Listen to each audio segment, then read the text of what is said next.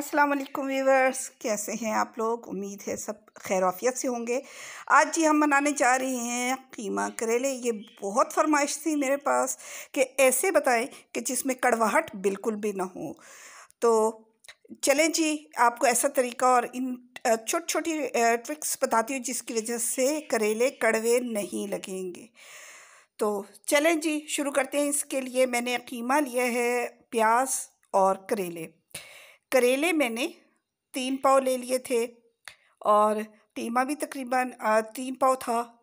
और प्याज वो मैंने 3 लिए, टमाटर 3 लिए और बस इतने थोड़े से इंग्रेडिएंट्स के साथ मैंने इनको बनाया, लेकिन छोटी छोटी ट्रिक्स के साथ। चलें जी, ये है 3 पाव करेले। सबसे पहले मैं इनको छीलूंगी नहीं, बल्कि इनको ऐसे ही मैं काट लूँगी।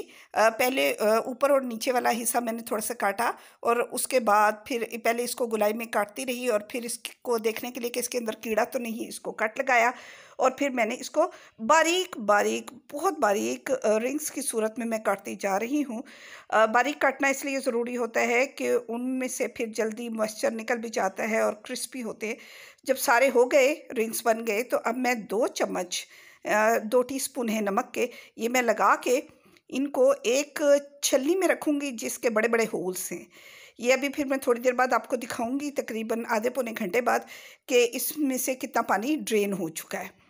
ये मैंने निकाल दिया था। ये देखें जी, इतना पानी इसमें से निकल गया। मैंने इनको धूप में नहीं रखा। 3 टमाटर लिए हैं और 3 बड़े प्याज थे। अब जी ये मैंने बड़ी सी छलनी ली है। इनको मैंने पहले पानी से सिंक पे जाके अच्छी तरह धो लिया। धो के मैं आपके पास ले आई हूँ।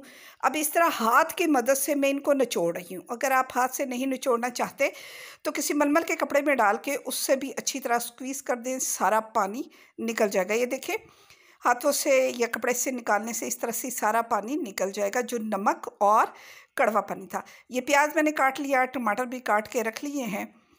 तो जी चलिए अब नेक्स्ट प्रोसेस की तरफ चलते हैं।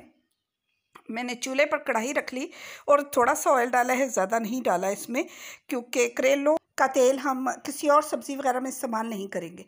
तो जी सबसे पहले मैंने कढ़ाई गरम करके और मीडियम लो फ्लेम पे मैंने ये ब्राउन किया है प्याज। प्याज मैंने बहुत तेज़ आंच पे फ्राई नहीं किया, उससे ये साइड से जल जाता है। तो जी क्रिस्पी कर लिया। अब उसी ऑयल में मैंने करेले डाल के, करेले में 2 किस्तों में करके फ्राई करूँगी। ये आपको थोड़ा थोड़ा करके दिखा रही हूँ क्योंकि मैंने ऑयल ज़्यादा नहीं डाला हुआ था कढ़ाई में। ये फ्राई किए, लेकिन ये मैंने थोड़ी सी आंच हल्की रखी है। आंच हल्की रखने से ये होता है कि कड़वाहट बिल्कुल निकल जाती है इसमें से और ये क्रिस्पी बहुत हो जाती हैं। चूँकि हम लोग ये क्रिस्पी क्रिस्पी पसंद करते, बिल्कुल ऐसे सब्ज़ी की तरह कच्चे कच्चे नहीं। तो इनको मेरा मकसद क्रिस्पी करना और कुक करना था। तो चलें जी, बाकी के भी सारे कर लेती हूँ, फिर आपसे मिलते हैं। अब मैंने चूल्हे पर रख लिया है कुकर।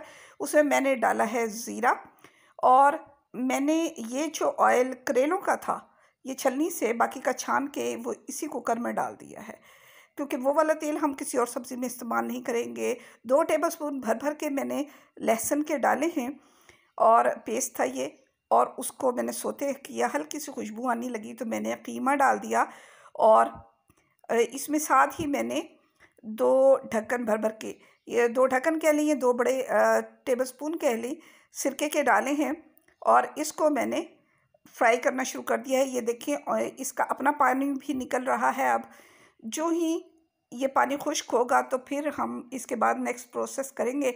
अभी आपको दिखा रही हूँ कि इसमें अभी पानी है, पानी हम खुश्क करेंगे।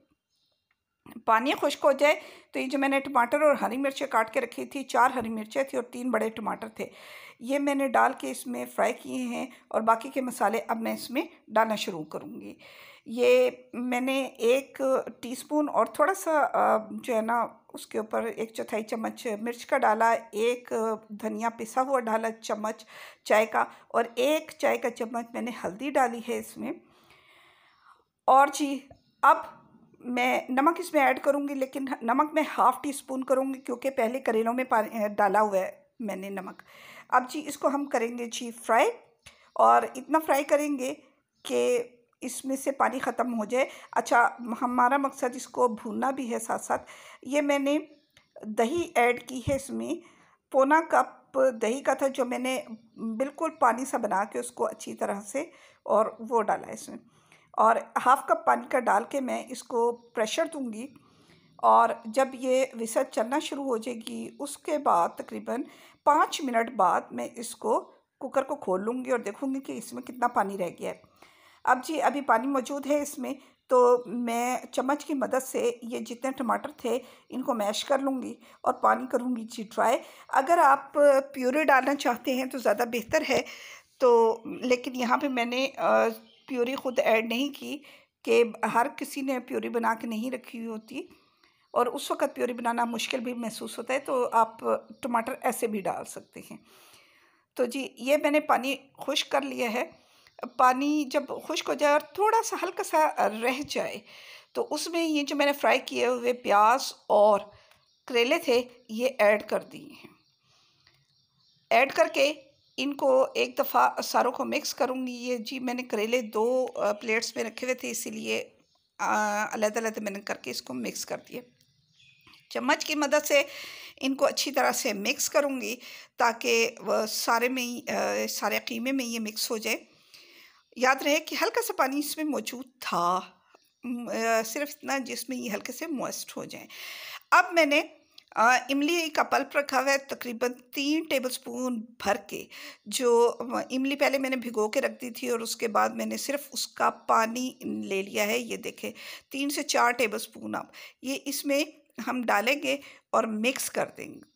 इमली से टेस्ट बहुत अच्छा आता है और इनमें कड़वाहट बिल्कुल भी महसूस नहीं होती। अगर मैं आपको खिला सकती तो खिला के ज़रूर दिखाती कि आपको पता ही नहीं चलेगा कि ये करेले खा रहे हैं हम।